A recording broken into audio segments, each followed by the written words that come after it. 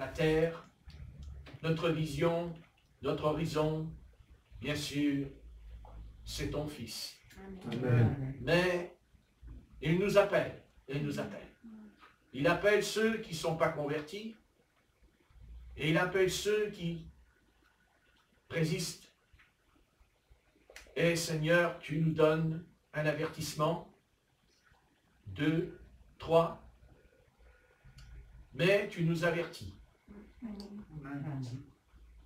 Je te remets maintenant, je vais te remettre 3 jeunes filles entre tes mains. Amen. Amen. Rebecca, Cindy et Tona. Amen. Amen. Ne te remettons pas leur personne, mais leur âme. Amen. Car c'est cela que tu es venu sauver, racheter notre âme. Nous savons qu'il y a beaucoup de sectes qui nient l'âme, et surtout l'âme qui va vivre éternellement auprès de toi, que Satan veut anéantir notre âme, même faire croire qu'elle n'existe pas. Mais, Seigneur, nous avons du mal à comprendre que quand l'heure vient de mourir, de partir, notre âme se détache de notre corps et de notre esprit. C'est elle qui s'en va. Notre esprit, bien sûr, va vers toi, Seigneur, c'est vrai. Mais tu nous as donné une âme, Amen. ce qui représentera notre personnalité dans le ciel, car contrairement à ce que nous croyons, que nous perdrons notre personnalité, c'est faux. Car Moïse ne l'a pas perdu, ni Élie sur la montagne de la transfiguration, pas plus que le prophète Samuel qui est apparu. Au contraire, l'âme, cette âme qui est en nous, est très précieuse à tes yeux. Alléluia. Et si l'adversaire s'empresse avec autant de hardiesse et de haine à détruire non seulement notre existence, mais c'est surtout à mon âme qu'il en veut, car il aimerait bien la récupérer afin de l'emmener dans son royaume de ténèbres, afin qu'elle soit tourmentée pour l'éternité. Mais, Seigneur, tu nous as tant aimés que tu nous as envoyé ton Fils. Et bien que lui aussi, quand il est venu parmi nous, il avait une âme, et un esprit, et un corps. Amen. La seule différence, c'est qu'il a eu un corps semblable au nôtre, Amen. de la même nature que nous, à part le sang, car ce n'est pas le sang de Marie, ni le sang d'un homme. Non, ça non. Non, le sang, c'était ton sang, cher maître. Alléluia. Et c'est ce sang-là qui fait que ton âme était dedans. Et cette âme, Seigneur, que tu as eue, eh bien, tu as démontré toute sa capacité à opérer des prodiges et des miracles. Alors, je te remercie car tu m'as montré aussi dans ta parole que tu as dit que nous ferons des œuvres encore plus grandes. Amen.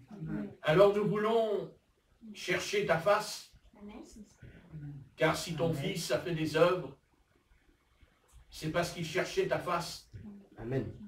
Non pas seulement quand il a eu 12 ans, mais tous les jours, il prenait du temps afin de prier son Père Céleste tous les jours, toute la nuit des fois, jusqu'à ne pas manger.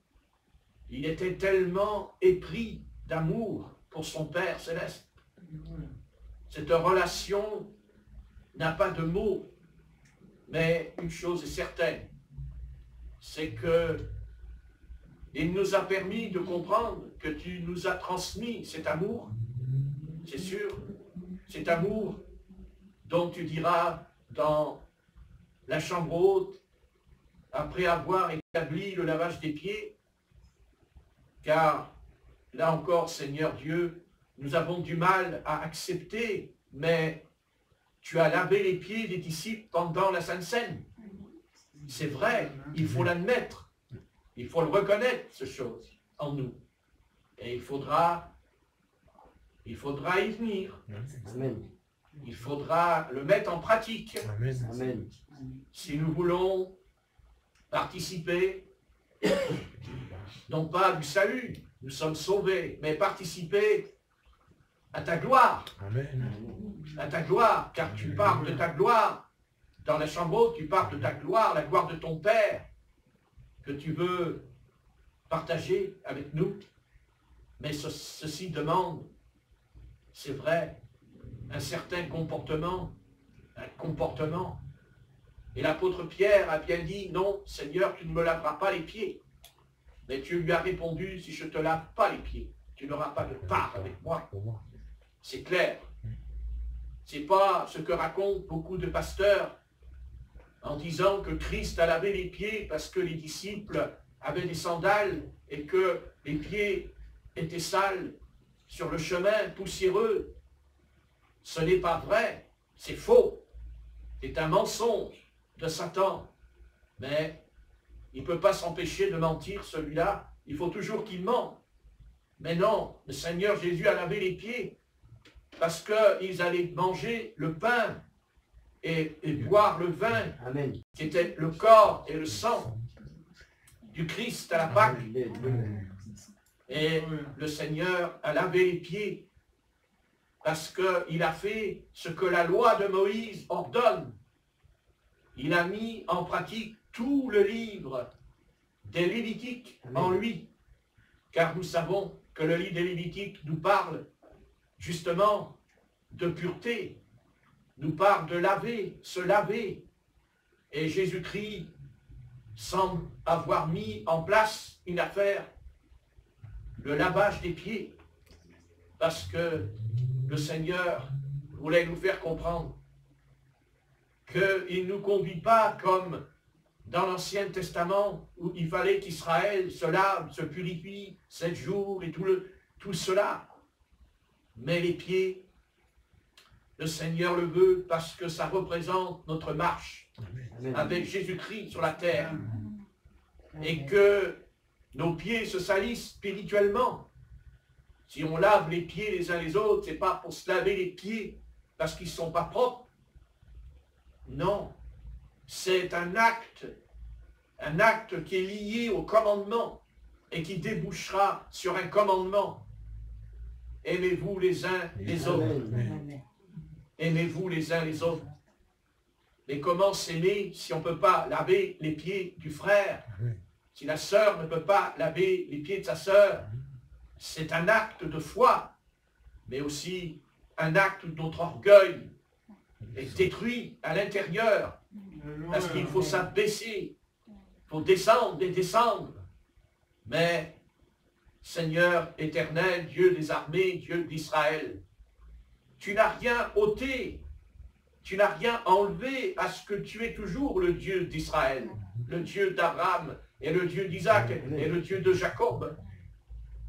C'est en Jésus, c'est dans ce Jésus, c'est en lui, c'est en Christ, parce que Christ est en nous.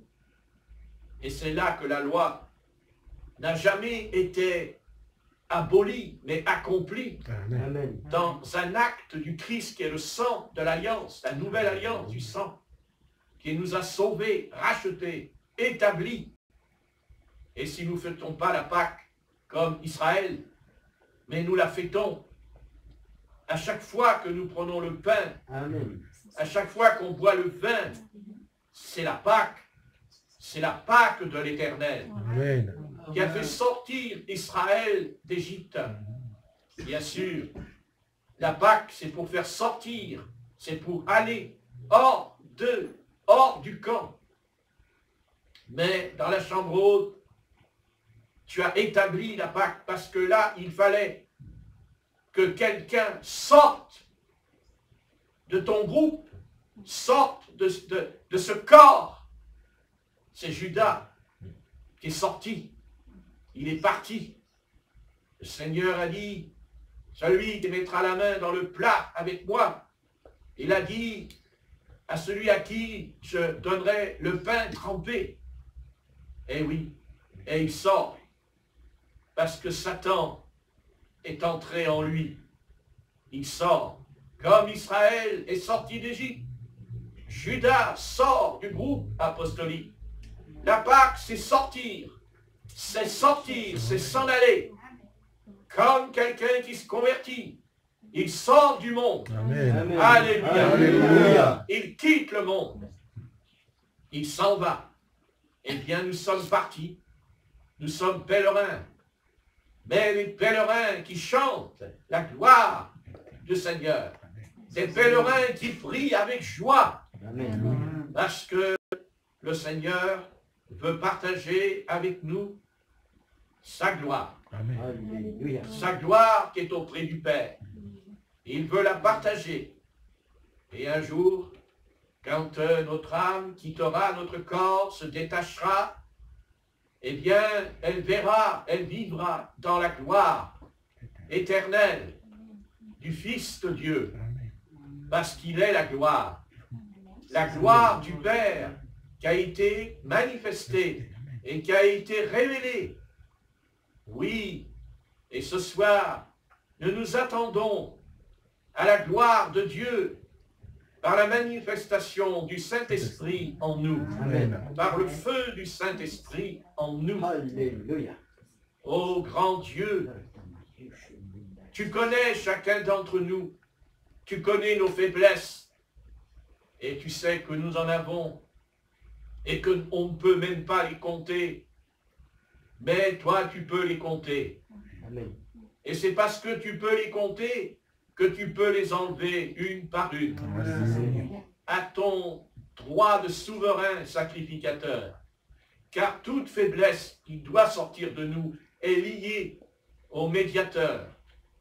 Celui qui est le médiateur, qui nous a réconciliés, qui nous a remis auprès de notre Père Céleste, dans sa chambre, dans son sanctuaire, dans son temple. Pas seulement dans son temple, mais dans le sanctuaire du temple. Dans le lieu très saint, là où se trouve la gloire de la Tchéquina, la gloire de l'Éternel. La gloire de l'Éternel. Amen. Gloire à son Gloire. nom. Oui, gloire à l'Éternel. Gloire, gloire, gloire. Bénis cette soirée, afin qu'elle soit conduite, inspirée par ton esprit. Amen. Car nous sommes dans la dispensation de ton esprit. Amen.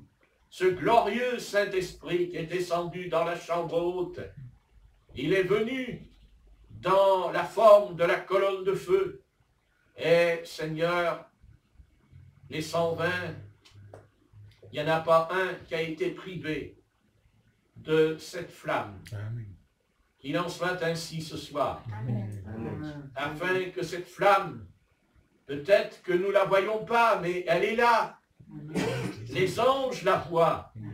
Oui, ils la voient. Elle est sur notre tête. Et même notre corps est revêtu de lumière autour de nous. Nos bras, nos jambes brillent de la gloire de ton nom. Maintenant, toi, Seigneur Jésus-Christ, toi qui es apparu à Abraham, à Isaac et à Jacob, toi le roi de Salem, le roi de paix, toi le Melchisedec, roi de Salem, tu as donné le pain et tu as donné le vin à Abraham. N'est-ce pas la Sainte Seine? Oui, c'est la Sainte Seine. Voilà où tu veux nous conduire. Voilà où tu veux nous amener. Non pas à une religion factice, non pas à une religion morte, mais vivante. Alléluia. Parce que notre Sauveur est vivant. Parce que notre Sauveur est au milieu de nous. Parce que Jésus-Christ n'est pas seulement le chef de l'Église, il n'est pas seulement un médiateur, il n'est pas seulement un souverain sacrificateur, Il est un sauveur. Amen. Gloire à toi, Jésus-Christ. Tu es le plus beau, merveilleux sauveur. Autant nous avons besoin de l'ambulance et des pompiers quand nous sommes accidentés. Mais nous sommes tous accidentés. Amen. Mais nous avons un sauveur. Alléluia. Ah, Jésus-Christ. Jésus-Christ, tu es vivant. Amen. Tu es vivant, Maître. Alléluia. Le monde veut ignorer ta présence. Mais nous, nous savons que ta présence existe vraiment. Amen. Maintenant, bénis notre frère Georges. Amen. Il va nous faire chanter, ô grand Dieu, Amen. vois-le de ta puissance, Amen. au nom puissant de Jésus de Nazareth. Remplis-le de ton esprit. Amen. Et il en sera de même pour Jean, afin que le même esprit qui est sur Georges soit aussi sur Jean, Amen. parce qu'ils sont frères. Amen. Gloire à ton nom. Gloire à ton nom. Frères et sœurs en Christ. Alléluia. Nous te prions pour Rebecca. Amen. Tu connais le futur. Et Seigneur, toi seul, tu connais. Je m'en remets à toi, afin que selon ton plan, car on ne peut combattre la prophétie, on ne peut combattre la prédiction. Tu en connais toutes les données, ô grand Dieu. Amen. Mais je sais aussi que si ton peuple prie, tu peux changer la prophétie. Amen. Tu peux changer parce que quand on prie, tu as dit, vous n'avez rien demandé, mais demandez Amen. et vous recevrez. Alléluia. Alléluia. Gloire à ton nom. Gloire à ton nom.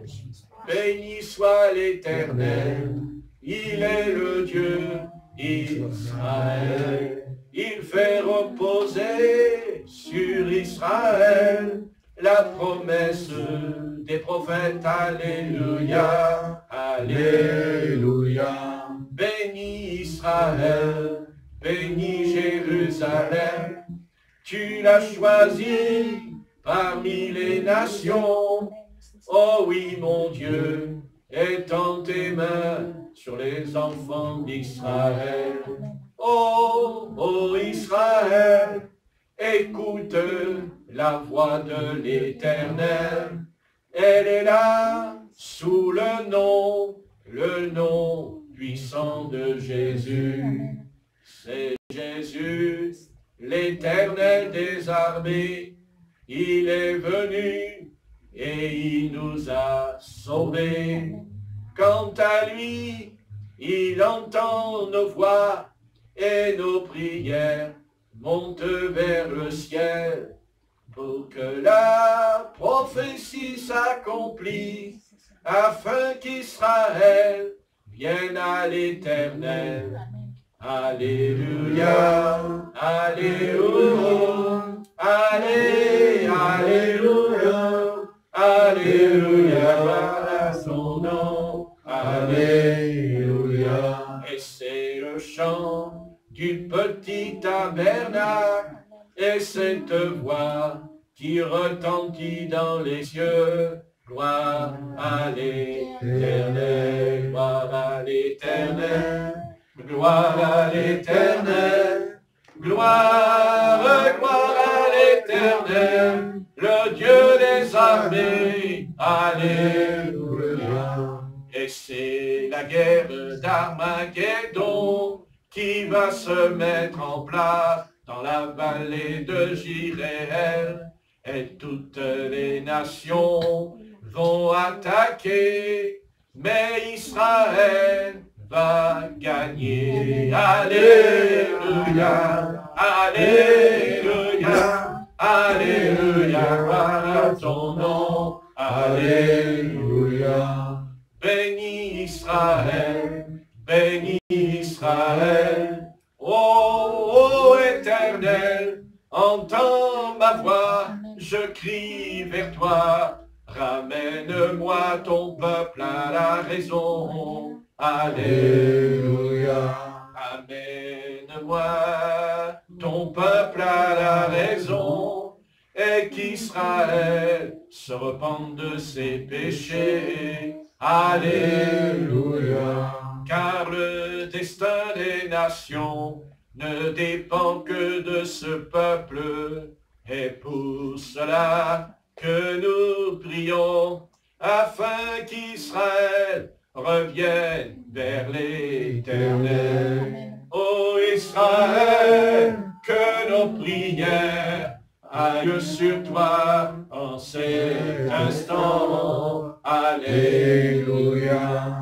Oh, les prophètes d'Israël ont annoncé que le Messie reviendrait. Alléluia, alléluia, alléluia. Il est l'étoile du matin, il est le soleil de justice, il est là auprès de nous, il est là afin de sonder. Alléluia, alléluia, alléluia, gloire à son nom, alléluia. Comme David, nous voulons chanter et danser, comme Josué, nous voulons combattre l'ennemi. Amen, gloire à son nom, gloire à son nom, alléluia, alléluia. Gloire à ton nom, que l'année qui va s'ouvrir, oh mon Dieu, ramène-moi ton peuple à la raison. Alléluia. Souviens-toi ce que tu as promis à Abraham. Souviens-toi ce que tu as promis. Tu ramèneras Israël et les nations seront bénies au travers de ce peuple. Alléluia. C'est la seule réconciliation qui amènera les nations à obéir à l'Éternel quand Israël marchera dans tes voies. Amen, amen, amen, amen. Gloire à Dieu, alléluia, alléluia. Amen. Amen. Gloire à ton nom. Gloire à ton nom.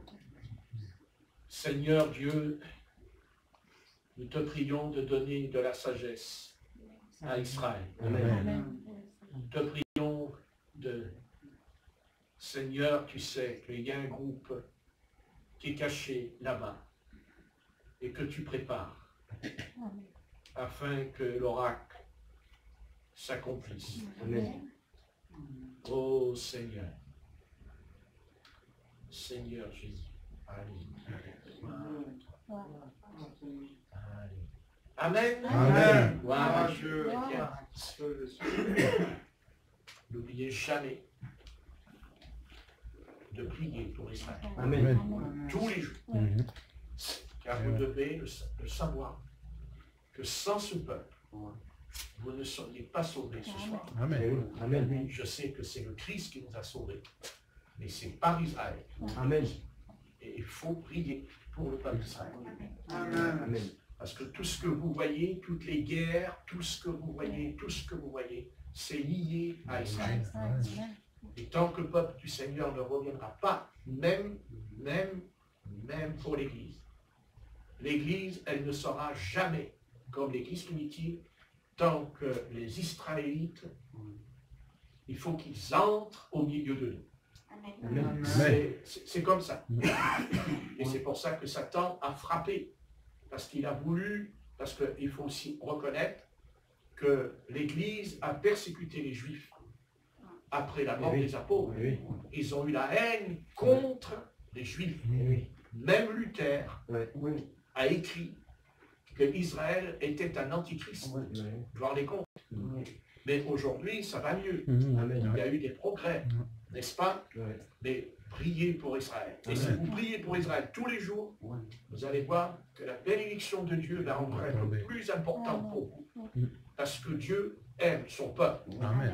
Il nous aime, mais Dieu aime Israël. Parce qu'il a choisi Israël parmi toutes les nations, dit l'Éternel. Hein? Est-ce que si vous êtes là, c'est parce que c'est eux aussi. Amen. Hein? Si nous avons la Bible, c'est par eux. Tout ce que nous avons reçu en nous, c'est eux. Parce qu'en lisant, ils transmettent par son esprit dans la Bible, et le peuple d'Israël, c'est ça la chose qu'il faut arriver à comprendre. Hein? Alors, je ne vais pas vous faire un cours là-dessus. 52, dans 52, 52, on va chanter 52 fois le cantique.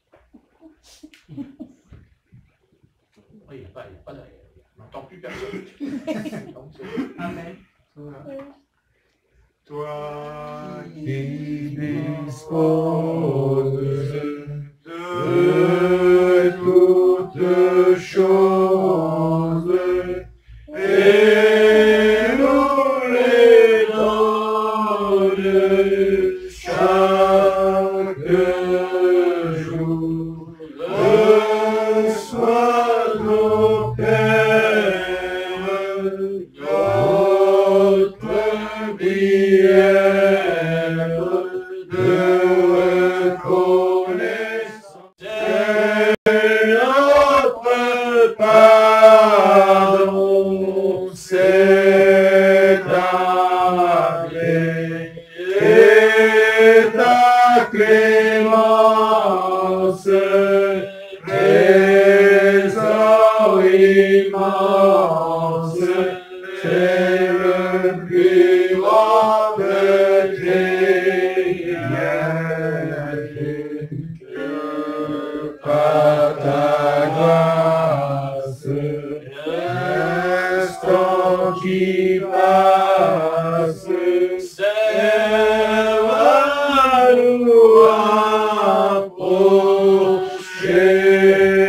de toi, et qu'à chaque heure, vers ta demeure, nos cœurs s'élèvent par la voix. Toi qui disposes de toutes choses et nous les donnes chaque jour. Reçois nos pères, notre prière de reconnaissance et d'amour. Le nom suprême, comme les ciels, c'est notre pardon, c'est ta paix et ta clémence, trésor immense, et le plus grand de tes bienfaits. Par ta grâce, l'instant qui passe, c'est à nous approcher de toi, et qu'à chaque heure, vers ta demeure, nos cœurs s'élèvent par la foi. Amen. Amen. Merci. C'est un plaisir pour la soirée, pour le Seigneur. Et puis on a oublié de prier aussi pour quelqu'un. Je vais le faire. Vas-y, non, mais vas-y, tu peux aller t'asseoir. Seigneur, nous te prions pour Samira. Amen. Seigneur Jésus, tu sais combien la distance. Je te prie pour son âme. Je te prie pour Samira, Seigneur. Je te prie de poser tes mains sur elle. Tu connais la solitude. Tu connais la lutte pour cette âme. Je te prie, Père Céleste, de faire un miracle. Amen. Je te prie, Seigneur, s'il te plaît, de l'amener, de la conduire vers nous. Alléluia. Je te prie de l'envoyer par ton esprit. Emploie le moyen que toi seul tu connais pour intervenir dans sa vie. Ô Seigneur Jésus, étends ta main sur ses parents afin que tu fasses un miracle en eux pour qu'ils découvrent toute cette méchanceté, toute cette haine au travers de leur vie. Seigneur Jésus, à quoi ça leur sert de croire dans le Coran si leur comportement est tellement rempli de haine et de méchanceté? Ça n'a aucun sens. Et que m'importe que tu te serves d'un chrétien ou d'un musulman, que m'importe. Amen. Ce qui est important, c'est que tu leur parles. Amen. Et que tu leur montres qu'ils se trompent. Et que cela ne peut pas continuer parce que Père Céleste, ça n'a pas de sens. Car j'aime les choses qui ont un sens. Et là, il n'y en a pas. Et c'est pour cela que je te prie d'intervenir afin de te servir de n'importe qui s'il le faut, mais de remettre les choses à sa place. Amen. Afin que ses parents, ce comportement, Père Céleste, n'est pas digne. Tu vois combien c'est très, très compliqué pour elle, très dur. Elle est toute seule, ses frères sont contre elle, son père est contre elle, sa mère, n'en parlons pas. C'est une catastrophe, c'est un cataclysme, celle-là.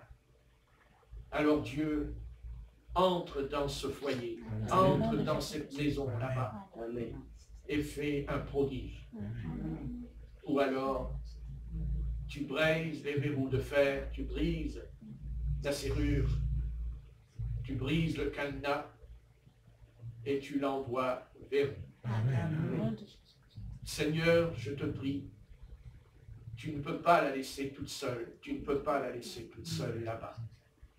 Ce n'est pas possible, ce n'est pas envisageable.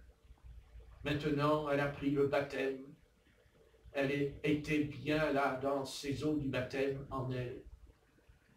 Je te prie de lui ouvrir une porte. Amen. Afin quoi tu lui donnes une église, une assemblée Amen. qui l'aimera et la comprendra. Amen. Seigneur, je prie en ton nom. Nous te prions en ton nom. C'est-à-dire au nom du Seigneur Jésus-Christ, le chef de l'Église, celui qui a bâti son Église, non pas avec des cailloux et des pierres, mais avec son esprit. Son esprit. Alléluia. Gloire à ton nom. Gloire à toi. Gloire à Dieu. Alléluia. Jésus, Jésus, étends ta main là où elle se trouve, qu'elle soit dans la rue, qu'elle soit chez elle, qu'importe, au nom de Jésus-Christ de Nazareth, que son esprit soit touché par ta présence, par nos prières, par notre intercession en cet instant, afin que les voix de la terre se taisent en nous et que nous rentrions par ton esprit en contact avec ton esprit. Même aussi avec elle, car l'apôtre Paul voyait les visages dans la prison quand il priait. Il savait tout ce qui se passait dans les églises au loin. Accorde-nous ce don. Amen. Non pas pour nous glorifier, mais que tu sois glorifié en elle par ta puissance de résurrection. Car Seigneur, tu es venu et tu es ressuscité. Parce que tu as vaincu la mort. Tu as vaincu la mort. parce que tu es la résurrection et la vie. Seigneur Jésus, alléluia. Alléluia. Tu vois comme c'est une brave jeune fille, pleine de tendresse, pleine de gentillesse. Elle nous a fait le repas, et elle était tellement gentille, cette jeune fille, là-bas, dans l'appartement. Et je suis très peiné, très troublé de la savoir toute seule. Je te prie, Père, au nom puissant du Christ, de venir, de faire un miracle extraordinaire pour elle. Car dans ton royaume, il y a plein de miracles. Dans ton royaume. Alléluia. Gloire à Jésus. Gloire à Jésus. Gloire à Jésus. Alléluia. Gloire à Jésus.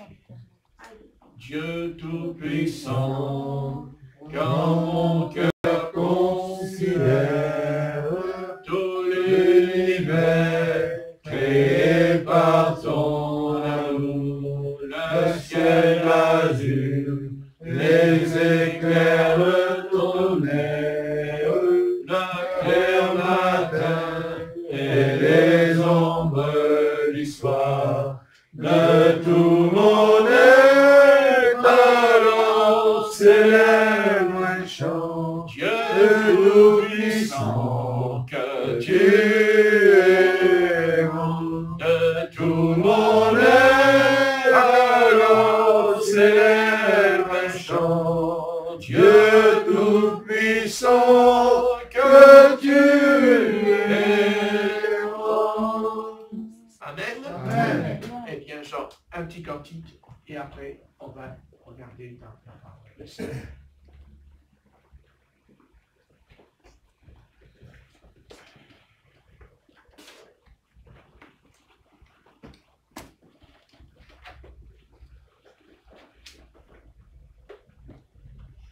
Nous allons prendre le chant numéro 179.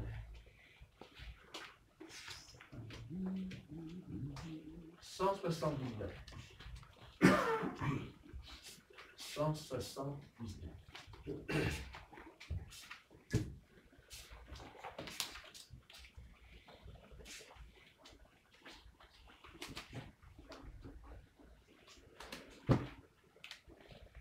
Oui. Bien. Je m'approche de toi, je m'approche de toi, source de vie, source de vie, mon sauveur bénis-moi. Source de vie, source de vie, mon sauveur bénis-moi.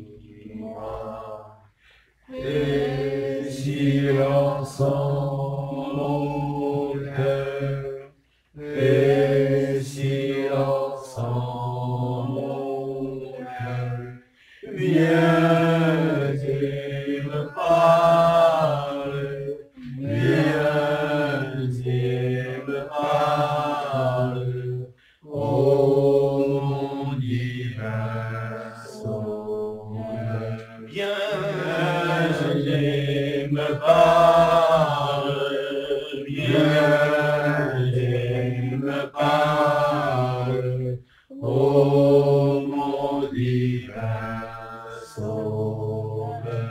Rends-moi conforme à toi, rends-moi conforme à toi, des mains modèles, des mains modèles, mets ton image en moi, des mains modèles, des mains modèles, mets ton image en moi. Rends-moi bouillant, Seigneur, rends-moi bouillant, Seigneur, service, pour ton service, que je m'attendrai. Pour ton service, pour ton service, que je m'attendrai. Et quand tu reviendras, et quand tu reviendras dans tes milices, dans tes milices, tu me retrouveras. Dans tes milices, dans tes milices, tu me retrouveras. Et quand tu reviendras, et quand tu reviendras, dans tes milices, dans tes milices, tu me retrouveras. Dans tes milices, dans tes milices, tu me retrouveras. Amen. Amen. Ça, c'est bon. Eh bien, on va étudier quelque chose ce soir. Et je vous invite à prendre l'évangile de Jean, au chapitre 17 et au verset 24. Dans Jean, chapitre 17 et verset 24.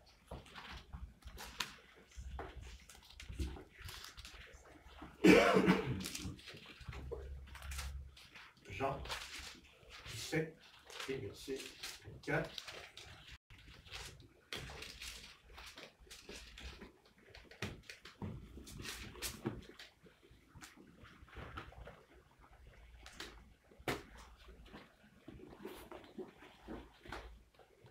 Donc, le texte nous dit, c'est donc le Seigneur qui dit, parce que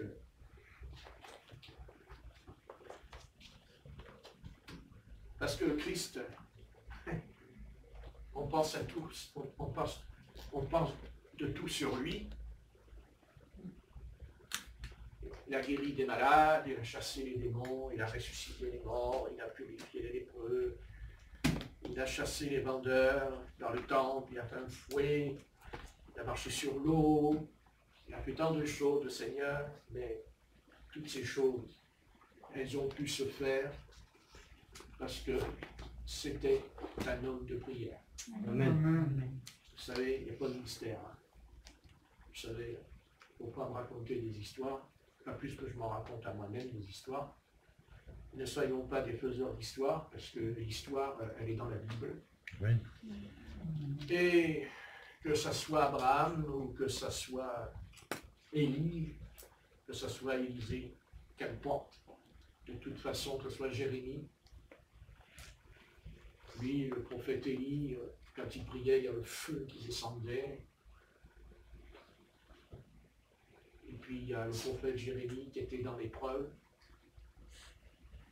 Mais jamais il n'a perdu cette relation avec le Seigneur. Ça, il va falloir le comprendre parce que nous allons en avoir besoin. Amen. Croyez-moi, on va en avoir besoin. Et en fait, l'adversaire, s'il ne peut pas nous perdre, il fera tout pour nous distraire, pour nous écarter finalement de ce chemin qui est la prière. Et il est très malin, celui-là, parce que, vous savez, s'il ne peut pas nous foutre en prison, s'il ne peut pas nous torturer, bien qu'il le ferait avec plaisir, si Dieu le laissait faire, celui-là, ne vous inquiétez pas que si Dieu le laisse faire, il ne va pas se gêner. Hein. Bien sûr. Vous ne croyez pas qu'il va avoir compassion de vous, hein? Certainement pas. Hein. C'est parce que vous êtes protégés, hein, c'est tout, hein, sans plus. Amen. Après, il vous donne la raclée, mais comme il ne peut pas, alors il fait autrement, parce que contrairement à nous, parce que vous savez, nous, on devrait persévérer, mais lui, Satan, vous savez, il persévère, hein, il n'a pas de problème. Lui, vous savez, ça fait des siècles que lui, il persévère. Hein. Pas comme nous, hein. Lui, il ne baisse pas les bras. Hein. Et il n'a jamais baissé les bras. Et d'ailleurs, quand il dit au sujet de Job, la première fois il dit, oui, mais tu l'as protégé, hein, et puis, est-ce qu'il abandonne? Non, il n'abandonne pas, il revient une deuxième fois. Vous pensez que Satan ne revient pas? Mais justement, quand Satan n'est pas là, c'est que déjà nous sommes très en danger. Moi, je préfère qu'il soit là. Ah bon? Ah oui. Parce que quand il est là, je combats. Amen. Et quand il n'est pas là, je me laisse aller. Je me laisse aller. Et oui, c'est quelqu'un qui a une subtilité énorme dans sa tête. Vous voyez, le Seigneur a pris soin, et on sait que Jésus-Christ a fait tant de choses, il a dit plein de choses, le Seigneur. Mais qu'est-ce qu'il n'a pas raconté, les paraboles et tout, il a plein de choses. Il y a un jour, alors c'est sûr que les apôtres, ils étaient très contents. Voilà, c'est merveilleux, le Seigneur, le soir, il faisait des réunions, les paralytiques, ils étaient guéris, les aveugles, ils retrouvent la vue. Enfin, il n'y a rien à dire, Moi, un Seigneur comme ça, j'en veux, je le veux bien. Mais, je veux dire qu'il y a plein de choses qui ont été dites sur le Seigneur, mais incroyables. Mais vous savez qu'il y a un passage dans le ministère de Christ qu'on ne parle pas beaucoup, on n'en parle presque jamais. Un jour, le Seigneur va chez deux femmes. Pour une fois, il n'est pas chez les hommes, il est chez les femmes, le Seigneur. Il va rentrer chez deux femmes. Il y en a une qui s'appelle Marthe, et l'autre, comment elle s'appelle? Oui. C'est bien, tu as été à la bonne école. Donc, deux femmes. À l'époque, si on l'a vu rentrer chez deux femmes, qu'est-ce qu'on n'a pu lui dire? Attendez, c'est pas écrit, je le sais, mais je sais que ça a eu à toi beaucoup de discussions. Et d'ailleurs, même les apôtres étaient déjà vous savez, même les apôtres, qui aimaient le Seigneur, qui le suivaient, ils étaient quand même pris avec cette histoire, hein, quand le Christ est assis au pied de Jacob, tout de suite, au loin, ils ont vu le maître qui parlait, mais pour deux, là, il n'y en avait plus. Peut-être qu'ils ont dû se dire, tiens, il parle avec une femme, hein, c'est ce que dit le texte, qui parle d'une femme. Voilà. Hein, quelqu'un qui dirait, ah bah tiens, peut-être que le Seigneur, il avait envie de se marier, hein, et chercher une épouse. Ah oui, oui, mais à l'époque, et en plus, à une Samaritaine. Alors c'est encore pire. Parce que... Non mais lui, le Seigneur Jésus, de toute façon, c'est quelqu'un qui se met toujours dans des situations terribles. On se demande s'il ne fait pas exprès d'ailleurs. On se demande si ce n'est pas pour exciter un peu les hommes avec leurs carcans, leurs histoires, à se prendre la tête. Et le Seigneur, il a appris Jacob, il parle avec une femme. Ils ont dû, au loin, ils ont dû réfléchir. Et qu'est-ce qu'il peut bien lui raconter? Et puis alors, oh, mais qu'est-ce que le Seigneur Jésus fait avec une Samaritaine? Samaritaine, elle n'est pas pure, elle n'est pas... Bon, ça c'est sûr qu'elle n'était pas. D'accord, on ne va pas dire le contraire, vu ce que le Seigneur lui a dit, donc, non, elle n'était pas. Mais, cette femme avait quelque chose en elle que beaucoup de femmes n'avaient pas en Israël. Elle avait un esprit d'adoration. Ben oui. Oui. Elle adorait l'Éternel. Eh bien oui. Et alors la discussion sera branchée sur ce problème. Puisque on est étonné de voir que c'est là que le Seigneur nous dit même une parole qu'on n'aurait jamais su sans la Samaritaine. Dieu veut des adorateurs en esprit et en vérité. Le Seigneur n'a pas dit ça, il a dit ça à une Samaritaine. Il dit qu'il n'y avait pas de relation, en tout cas pas de, alors là il ne parle même pas de relation entre les Samaritains et les Juifs. Il n'y avait pas de coupure. C'était la coupure, séparation. Ouais. Et lui, le Christ, il est toujours là pour faire des choses, il fait toujours des choses qui nous dépassent. Alors ça, nous aimons la logique. Mais à l'époque, quand le Christ il parle avec les Samaritains, je peux vous garantir que s'il n'avait pas été le Christ, attendez, il aurait été arrêté par le Sanhédrin et il en aurait pris plein la figure, le maître. C'est certain. Et c'est ça, les hommes. Et lui, le Seigneur, il fait toujours quelque chose quelque chose qui va aller à l'encontre tellement de la logique en lui. Et c'est comme ça. Voilà. Mais comme c'est lui, et on saura que c'est lui, parce qu'elle va se convertir, et même elle va amener, même les gens du village. Mais au départ, on peut dire tout ce qu'on veut, c'est pas logique. Mais vous vous rendez compte, mais le Seigneur, comment il peut dire qu'il est prophète du Seigneur et il va voir une femme samaritaine, et en plus, il la voit entre midi et 2, il est tout seul avec elle. Oh, Jésus, mais qu'est-ce que tu fais avec une femme tout seul? Toi, le saint des saints. Hein? Bah ouais, bah c'est comme ça. Et je dirais même que finalement, Jésus va parler avec la Samaritaine grâce à une faiblesse en lui. Bah oui, il était fatigué. Amen. Non? Mais c'est écrit. Il est fatigué, Jésus. C'est-à-dire que si tu n'es pas fatigué, ce ne serait pas arrêté. Ce ne serait pas arrêté. Il aurait continué son chemin. Mais il est fatigué. Et pourtant, il est puissant, Jésus. Hein? Jésus, il tape des doigts, les démons, ils s'en vont. Mais là, Jésus, il est fatigué. Et il est fatigué. Il est très fatigué, Jésus, parce qu'il avait un corps semblable au nôtre. Et ben oui, il était le Seigneur et homme en même temps. Amen. Et il est fatigué. Et c'est au travers de cette fatigue, voyez, le destin. On parle du destin. Mais on ne peut jamais prévoir à l'avance ce que le Seigneur va faire. Amen. Et puis, le Seigneur ne veut pas qu'on le sache, contrairement aux médiums. Ceux qui, eux, ils font tout le contraire de ce que le Seigneur ne veut pas. Le Seigneur veut qu'on sache devant nous. Donc, si on avait voulu tenir compte du comportement du Seigneur Jésus en disant « c'est pas dans la Bible, c'est pas dans la loi de Moïse, c'est tout au contraire », ben ouais, je sais, c'est tout au contraire. En attendant, lui, le Seigneur, il fait ce qu'il veut. Amen. Et il fait ce qu'il veut. Et je sais que nous, on va commencer à raisonner. Je comprends. On ne peut pas tout comprendre comme ça, les choses. Par contre, ce qui compte, c'est le résultat. Amen. Ah oui, le Seigneur, il dit quand même que on reconnaît quoi? L'arbre a son fruit. Évidemment, le fruit ne trompe pas.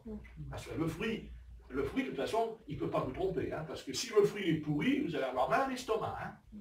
Non, même si le fruit il est beau à l'extérieur, il peut être pourri à l'intérieur. Voilà. D'ailleurs, c'est ce que Ève n'a pas compris. Parce qu'elle n'a pas compris.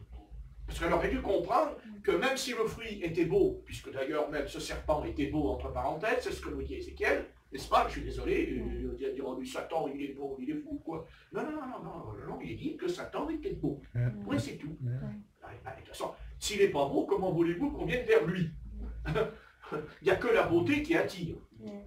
Enfin, la beauté, elle attire, mais elle peut vous perdre aussi, la beauté. Donc, le Seigneur, lui, il a parlé avec Samaritain, qui a dit ce qu'il avait à dire. Et croyez-moi que je vous invite à lire. Non, mais vous devriez le lire souvent, l'histoire de la Samaritaine. Ça vous aiderait à recevoir le baptême du Saint-Esprit, entre parenthèses, parce que c'est lui qui va montrer la chose. Parce que quand il parle du baptême du Saint-Esprit, il va jusqu'à en parler de son ventre. Amen. C'est bon. Alors que le ventre d'une femme sert à quoi? À porter un bébé. Elle donne la vie. Amen. Ah oui. Mais remarquez, cette histoire du ventre, nous l'avons dès le départ, avant même que Jésus vienne au monde, et Jean-Baptiste, tous les deux. Puisqu'Élisabeth, Elle habite dans les montagnes et Marie s'en va, ils rentrent toutes les deux ensemble et d'un seul coup, il y a le petit bébé Jean-Baptiste qui tressaille de joie par le Saint-Esprit parce qu'elle a entendu la voix de Marie. Enfin, c'est pas la voix de Marie parce que ça arrangerait beaucoup une certaine église. Et la voix de Marie, la voix de Marie. C'est pas la voix de Marie, c'était la voix du Seigneur.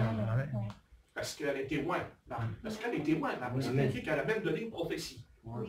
Et une sacrée prophétie qu'on ne lit pas beaucoup d'ailleurs. On devrait la lire, la prophétie de Marie. C'est très intéressant. Qui est liée avec Israël. Et aujourd'hui, ce qui va se passer aujourd'hui. Donc Jésus, lui, il fait tout le contraire de ce qu'il nous...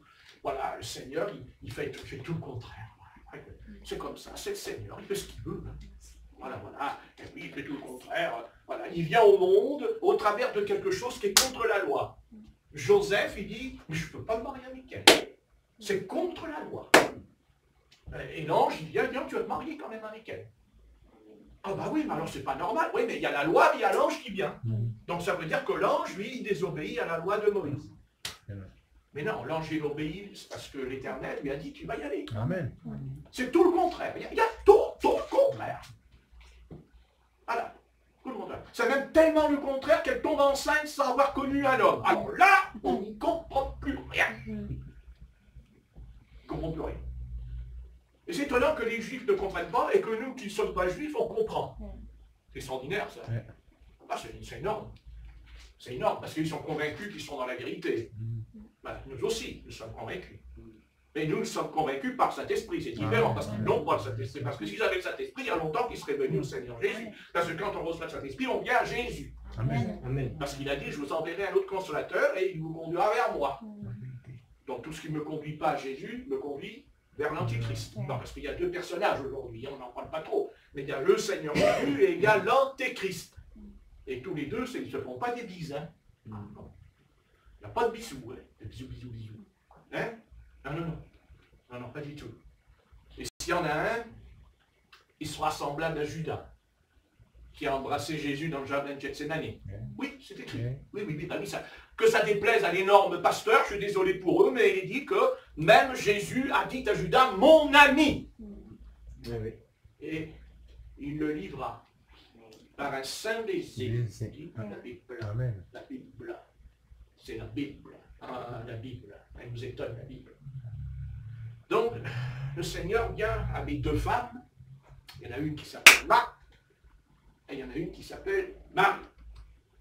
Ce sont des femmes remplies du Seigneur. Attention, hein, ce sont des femmes qui aiment le Seigneur.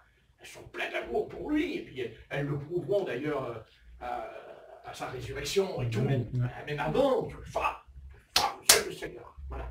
Il y en a deux. Ces deux femmes, je vais vous expliquer un peu ce que je pense. Pour moi, elles représentent deux églises. Oui, deux églises. Ça ne vient pas de moi, ça vient du Christ en moi. Deux églises. Il y a une église qui est spirituelle et il y en a une qui est charnelle. Alors, bien entendu, on va se dire, non, l'église qui est vraiment dans le Seigneur, c'est Marthe. C'est Marthe. Ah oui. Marthe, Marie. Et en fait, à votre avis, laquelle qui était le plus agitée? Laquelle qui était le plus agitée par les choses terrestres? Pardon? Ah, elle est agitée, hein? Elle est agitée. Remarquez, il ne faut pas non plus faire le contraire non plus, trop. Hein? Parce qu'il ne faut pas se servir de Marthe pour dire « Moi, je suis avec le Seigneur, je ne fais plus de vaisselle, je ne lave plus de linge. » Remarquez, il y a la machine à laver aujourd'hui, alors on s'en sort. Alléluia. Je ne fais plus rien. Non, mais c'est une bonne affaire. Non, mais j'ai entendu ça, on l'a dit plusieurs fois des sœurs. Vous savez, je suis spirituel, je suis au pied du Seigneur. Je suis au pied du Seigneur. Je suis au pied du Seigneur. Sa robe, elle n'a pas été lavée pendant 3 mois. Je suis au pied du Seigneur. Bon, après je passe. C'est une passée. Vous voyez, je vous ai dit tout à l'heure que Satan, soit il nous démolit, il nous tue. Parce que Satan, c'est un tueur. Hein. Ne l'oubliez jamais. C'est un tueur. Il tue. sans pitié. Donc, s'il ne peut pas nous tuer, il va dire, écoute, tu sais, j'aimerais que tu t'occupes, mais alors il faut que tu t'occupes. Ah oui, quoi, Seigneur? Tu vas faire ça, tu vas faire ça, tu vas faire ça, et vas-y, et vas-y, et vas-y. Alors, c'est extraordinaire. Il part. Qui a été content. Il dit, oh, c'est merveilleux. Il a dit, t'as vu, Seigneur, moi je te sers. Je te sers vraiment. Je lave les gamets, je fais la vaisselle, je lave par terre. Enfin bref, bon, je ne vais pas rentrer dans les détails parce qu'après on va dire qu'il fait des similitudes après. Alors, il faut que je fasse attention à ce que je dis, hein. Un peu de lumière, mon frère. Voilà. Donc, voilà. Hein. Mais en attendant, elle n'est pas contente, Marthe. Ah, elle n'est pas contente. Elle n'est pas contente. Elle rouspète. Et alors, elle rouspète, pas à elle-même, mais elle va vers le Seigneur. Elle lui dit, mais Seigneur,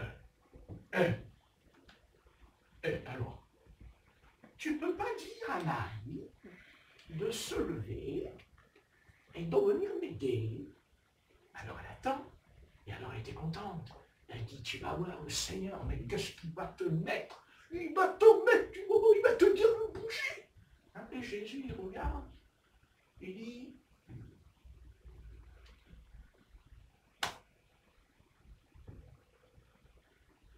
qu'est-ce qu'elle fait là? Elle est assise au pied du Seigneur. Elle est assise au pied du Seigneur. C'est compliqué là. Et pourtant, qu'est-ce que lui dira le maître? Elle a choisi la bonne part. Parce qu'elle était au pied du Seigneur. Pour écouter là, ça ne veut pas dire que je ne pense pas que Marie ne faisait pas des affaires, c'est pas vrai. Surtout à l'époque, ça m'étonnerait. Mais il arrive à un moment donné que quand on est dans nos affaires, c'est très rapide d'abandonner les affaires du Seigneur. Très rapide. Et en fait, Marie avait compris. Est-ce qu'elle avait compris? Elle a compris quelque chose. Elle s'est dit, d'abord, comment ça se fait que Jésus vient nous voir, à nous, toutes les deux? Pourquoi il n'y a pas l'apôtre Pierre, il n'y a pas l'apôtre Jean, il n'y a pas les apôtres? Il y a Jésus avec ses deux femmes dans la maison. Et qui d'ailleurs a failli déclencher un esprit de dispute et de querelle toutes les deux. Ça c'est clair. Et Marthe, elle tombe dans l'incompréhension. Elle ne comprend pas, elle tombe, elle ne comprend pas, elle ne comprend pas. Il n'y a rien à comprendre, c'est tout simple, hein, mais elle ne comprend pas. Et nous aussi, des fois, on ne comprend pas. Et le Seigneur Jésus, vous savez, l'Esprit de Dieu ne fera rien avec nous tant qu'on n'a pas compris. Tant qu'on n'a pas compris. Il faut que vous compreniez, et si vous ne comprenez pas, vous allez comprendre, que quand vous lisez la Bible, le Saint-Esprit veut que vous puissiez comprendre. Amen. Parce que si vous ne comprenez pas, vous ne pouvez pas vous convertir. Car quand on dit repentez-vous, convertissez-vous. Mais on a oublié que pour se convertir, il faut comprendre. Amen. Amen. Amen. Et on pense que le Seigneur ne va pas répondre à toutes nos questions. C'est pas vrai. Si nous prions et qu'on pose au Seigneur une question, tôt ou tard, il vous donnera la réponse. Amen. Ça n'existe pas chez nous. Vous aurez une réponse. Afin que nous puissions comprendre. Et d'ailleurs, sur le chemin d'Emmaüs, il le dira. Hein, il dira, comprenez-vous? Comprenez-vous? Et on n'a rien compris du tout. Rien compris. Bon, ils ne pouvaient pas comprendre. Parce qu'ils comprenaient avec leur intelligence. Ça, c'est sûr. Donc, le Seigneur a fait quelque chose qu'aucun homme ne peut faire. Ni un docteur, ni un médecin, ni un chirurgien, même s'il vous fout les bistouris dans la tête, ça ne changera pas grand-chose pour vous. Parce que celui qui peut ouvrir votre intelligence, c'est l'Esprit. Amen. L'Esprit Saint, c'est le Saint-Esprit qui ouvre. Parce qu'il faut que nous comprenions que notre intelligence, elle est quand même enfermée dans une prison. Car l'adversaire nous a mis en prison. Nous sommes en prison. Après, quand on se convertit, on sort de la prison. D'ailleurs, on le retrouve même dans le Hadès. Quand le Seigneur descend pendant 3 jours et 3 nuits dans ses jours des morts, il dit qu'il a été où? Il a été libéré les âmes qui étaient en prison. En prison. C'est étonnant. Et on parle souvent de l'enfer, l'enfer avec des flammes, ça brûle, comme en Californie, vous savez, ça brûle. Non, non, non, non, l'enfer, c'est quoi finalement? Si on est un petit peu spirituel, on n'a qu'à lire le texte, prier. Eh bien, c'est quoi? C'est une prison. Quand on est en enfer, on est en prison. C'est quoi une prison? Une prison, c'est une punition. Quand on met quelqu'un en prison, c'est qu'il est puni. Alors il y a une injustice. Alors il sortira, tôt ou tard. Mais je veux dire, il est en prison. Et moi, je sais depuis des années, et c'est pour ça que Dieu m'a toujours laissé seul. Non pas que je suis seul, mais Dieu a toujours, il ne m'a pas isolé, mais le Seigneur a toujours voulu que je sois comme ça, seul avec la Bible, parce que j'ai un petit avantage. Eux, ils ont des avantages que moi, je n'ai pas, c'est vrai. Mais ils n'auront jamais l'avantage que j'ai. Je suis un homme libre en Christ. Attention, en Christ, je suis libre. Nous sommes libres. Amen. Ah oui. Parce que il faut arriver à comprendre qu'il y a les églises, mais moi je suis pour l'église. Mais il ne faut pas que l'église soit une prison. Parce que dans le monde, on était en prison. Donc on sort d'une prison pour retourner dans une autre prison. Ce qu'on appelle la prison dénominationnelle. La dénomination. Dans une prison. Voilà. Et en fait, c'est ce qu'elle voulait. C'est ce qu'elle voulait, Marthe. En fait, Marthe était en prison. Elle était liée par ses affaires. Ses affaires. Elle, c'est ses affaires. Voilà. Elle se lève le matin. Mes affaires. Mes affaires. C'est mes affaires. Mes affaires. Mes affaires. Mes affaires. Mais il faut s'arrêter. Il faut se mettre au pied du Sauveur. Amen. Et alors, si on pouvait prier le Seigneur, ah oui, avec autant d'ardeur que nous en avons pour nos affaires. Oh, mon Dieu! On serait l'ange Gabriel. Carrément. On deviendrait un ange. Ok, on le sera, mais en attendant, on ne l'est pas. Parce qu'on n'a pas encore revêtu notre nature de résurrection, qui bien entendu est semblable aux anges. Car n'oubliez pas que les anges du Seigneur ne meurent jamais. Ben non, les anges ne meurent pas, mais les démons non plus. Nous, on meurt. On meurt parce que Dieu nous a donné une âme. Les anges n'ont pas d'âme. Et les démons non plus. Heureusement. Mais nous, on a une âme. Voilà. Les animaux aussi, ils ont une âme. Mais elle n'est pas éternelle. Non, elle n'est pas éternelle. Nous, notre âme, elle est éternelle. Quand je dis éternelle, ça veut dire soit elle est éternellement perdue ou éternellement sauvée. C'est ça qu'il arrive à comprendre dans cette affaire. Vous comprenez? Donc, Marthe a une âme et Marie a une âme. Ce sont deux belles âmes. Et Dieu sait que le Seigneur les aimait toutes les deux. Mais à un moment donné, vous voyez, à un moment donné, oui, le Seigneur, il a un petit regard favorable. D'ailleurs, moi aussi, j'ai toujours un regard favorable pour ceux qui m'écoutent.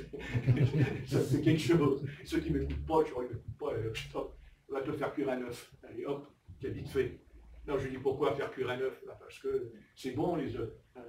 Cuits sur le plat, n'est-ce pas? Voilà. Non, non, non. Non, non. Lui, Seigneur, il est touché par Marie parce qu'elle écoute. Mais écouter ne veut pas dire ne pas faire la vaisselle. Ne veut pas dire ne pas nettoyer sa chambre.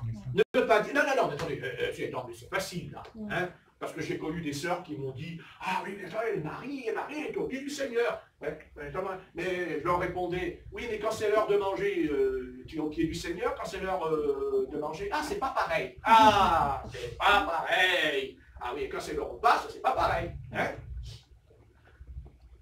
Si tu fais pas attention, si tu fais pas attention à cette histoire, tu vas te faire avoir, tôt ou tard.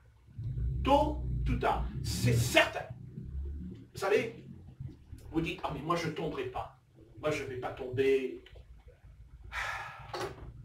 Bien sûr qu'on peut tomber. Mais on ne perd pas son salut. À condition que l'Esprit de Dieu ne nous lâche pas. Amen. Parce que vous dites, ah mais moi je suis au Seigneur, mais non. Vous êtes au Seigneur parce que l'Esprit de Dieu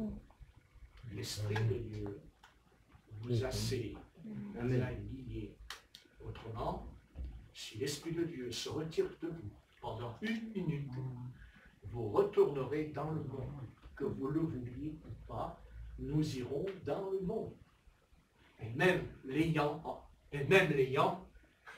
on a de temps en temps un petit regard, hein? Mais l'Esprit, sans lui, nous sommes cuits. Amen. Donc nous n'avons aucune gloire. On t'a eu aucune gloire.